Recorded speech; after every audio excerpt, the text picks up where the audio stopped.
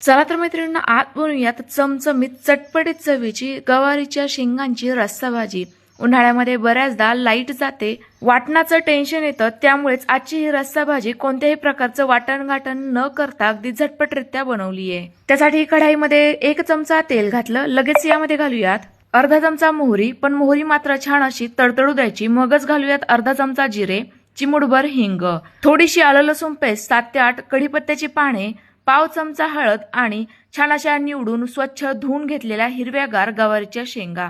मस्त अशा कोवळ्या कोवळ्या आणि गावरान बघून घ्यायच्या बरं का, यामुळे भाजीला टेस्ट जास्त छान येते। या आपण 5 ते 7 मिनिटांकरिता कमी गॅसवर सतत हलवत तेलामध्येच परतवून घेतल्या। लगेच या एका ताटामध्ये काढून घेऊयात। पुन्हा एकदा कढईमध्ये 2 चमचे तेल घालूयात। तेल गरम झालं की लगेचच एक मोठ्या आकाराचा किसणीने किसून घेतलेला कांदा घालायचा आहे। आता हा छान असा ब्राऊन रंगावर परतवून घ्यायचा आहे। यातील पूर्णतः पाणी आटलं जायला हवं।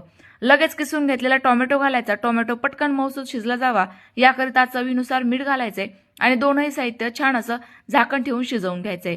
तोपर्यंत आपण सुके मसाले तयार करूयात। त्याकरिता पाव चमचा हळद, 1 चमचा लाल तिखट, 1 चमचा धना पावडर, 1 चमचा काळं तिखट, थोडासा सब्जी मसाला, छान असं पाणी टाकून मिक्स करून घेतला। आपली या ठिकाणी मसाल्यांची प्युरी तयार झाली आहे। ही प्युरी आता परतवून घेतलेला कांदा टोमॅटो टाकूयात आणि छान असं तेल सुटेपर्यंत परतवून घेऊयात। यामुळे कोणतेही मसाले जळत नाही, भाजीला रंग छान येतो, चवही मस्तच येते। मसाल्यांना छान असं तेल सुटलं की लगेच या गवारीच्या शेंगा घालायच्या। पुन्हा एकदा व्यवस्थित असं मिक्स करून घ्यायचं, परतवून घ्यायचं। यामुळे मसाल्यांची टेस्ट गवारीच्या शेंगांना छान उतरते। आता गरजेनुसार कोमट पाणी यामध्ये टाकायचंय। तुम्हाला याचा रस्सा किती घट्ट पातळ हवा आहे ना, त्यानुसार तुम्ही कोमट पाण्याचाच वापर करावा। कोमट पाण्यामुळे भाजीला तर्री, रंग, चव अगदी परफेक्ट येते। आता यावर अर्धवट झाकण ठेवून लगेचच भाजी छान अशी खळखळ उकळी येऊपर्यंत किंवा शेंगा शिजेपर्यंत शिजवून घेऊयात। काही वेळानंतर झाकण खोलायचं, यातील एखादी शेंग दाबून बघायची। मस्त अशी मऊसूत दबली गेली की आपली शेंगांची भाजी तयार झाली असं समजायचं। लगेच यामध्ये गुळ आणि चिंचाचा कोळ घालायचा आहे, ज्यामुळे उन्हाळ्यामध्ये ही भाजी आणखी जास्त पौष्टिक ठरेल, मस्त अशी चटपटीत चवीची तयार होईल।